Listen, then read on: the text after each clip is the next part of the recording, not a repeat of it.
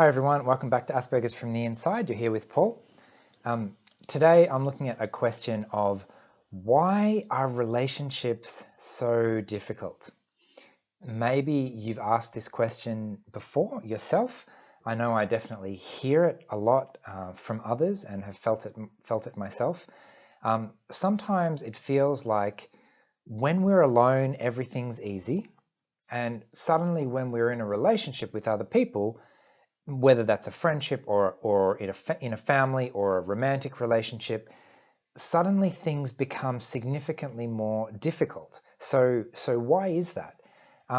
It turns out there's actually a really good reason for that, which I want to discuss a little bit today, because a lot of the time it feels like, is a relationship even worth the work because it's so much hard work and it's so difficult to maintain, and we think, well, is it just gonna break down eventually anyway? So what's the point in trying?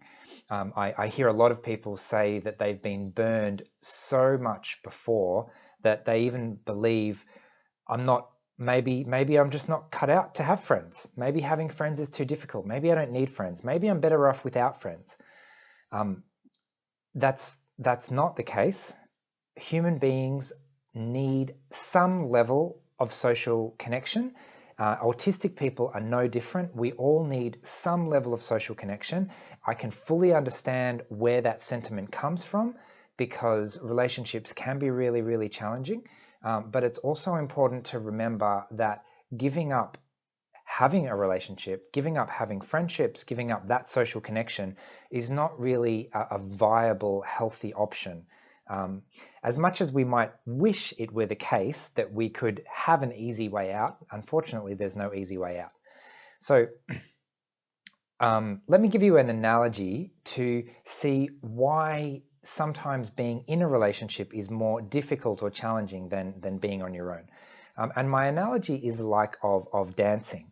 So you can imagine if you're dancing by yourself, you don't need to worry about anybody else. You can have the craziest dance moves. You can dance with your eyes shut. You can move this way and that way, and it really doesn't matter what you do. You're having a good time, and everything is completely fine. If you wanted to dance with somebody else and interact with that person and have fun with that connection, then all of a sudden the way that you're dancing and the way that you're moving is completely different, because it has to be a little bit in sync, communicating with the other person. So that means that we actually can't, we lose a degree of freedom that we previously had. Previously, I could do whatever I want and it didn't matter. Now, all of a sudden, I'm in a relationship. There is someone else in my life, in my sphere of influence, which means that the things that I do have an effect on the other person, which means that we need to be in sync a little bit so that we can have a relationship, dance together, and have a good time.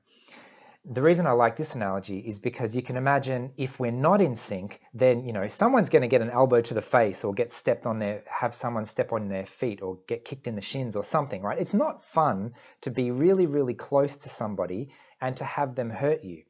That's why when we get close to people, sometimes the people we're closest to are the ones that hurt us the most, which is why sometimes intimacy, actually opening ourselves up to that intimacy, is really scary.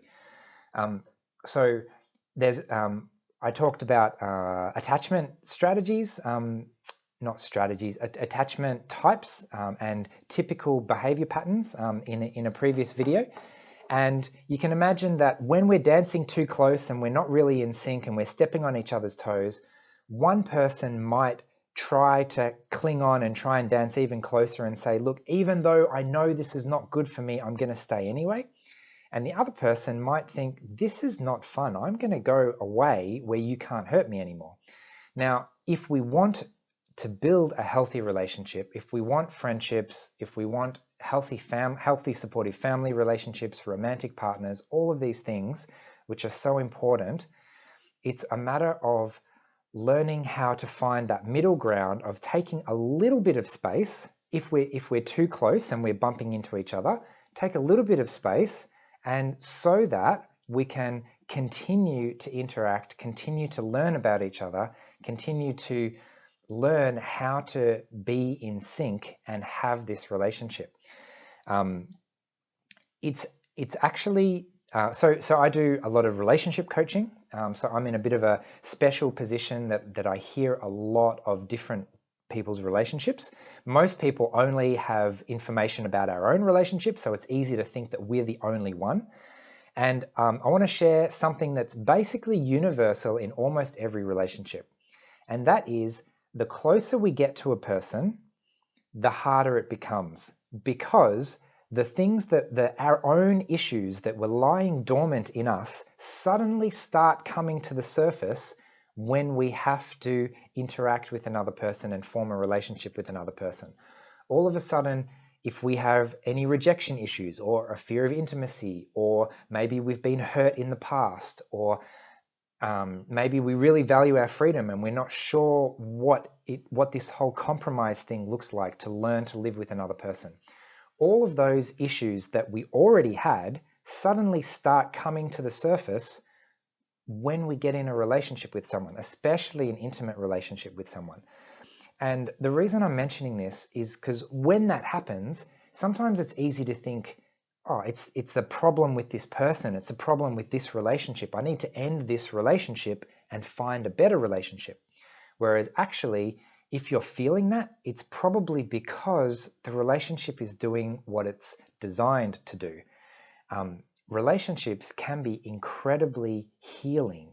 And one of the reasons that they're healing is because they bring back up to the surface all of our past history and past trauma and past issues, and they bring them to the surface and force us to deal with them so that we can then move on through them. So that's one of the reasons that relationships can be so healing, but also why they can be so difficult at the same time. So if you're finding that you're in a relationship and it is really difficult, it's not necessarily a bad sign. It might mean that you have to make a little bit of distance. Maybe you're trying to be too close too quickly when you're not really ready for it.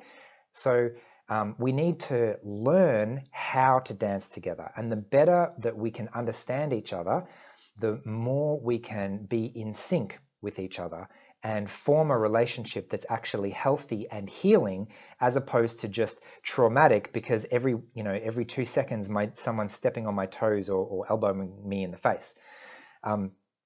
So where was I? So I think I had a final point. Did I have a final point? If not, I'll find out in a minute.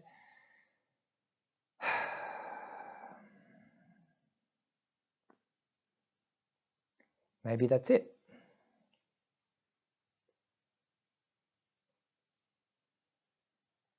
Yep, it will come to me as soon as I hit pause or off. It's the end of a long week. Words sometimes flow. You might notice I talk really quickly. That's because if I talk slowly, I forget what I'm saying. Anyway, I hope you found this video valuable. I want to encourage you to persevere and find healthy relationships, because we all need that social connection, even when we feel like we want to stay by ourselves sometimes. That's what I was going to say. We don't need to be really close to another person all the time. So imagine if I'm dancing by myself, I've got all of this freedom and I want to dance with someone else. Maybe that's great for a little while. And then I say, well, this has been fun. I'm going to go dance with myself for a little bit where I can have all of this freedom and express myself however I want. And then I'm going to come back. So we can look after ourselves in the way that suits us the best, and build a kind of relationship where we're able to dance by ourselves sometimes if we need to, and we're also able to connect with other special people in our life as well. It's not an either or thing, and if we can have a little bit of both, then it's what allows us to really look after ourselves, and what allows us to really build that connection as well. So that's going to have to do for today. I hope you found that interesting and you could relate to that, let me know what you think in the comments. If you find relationships difficult, what your particular challenges are and how you deal with that so that you can make the relationship a healing one. And I will see you again next week. Okay, bye.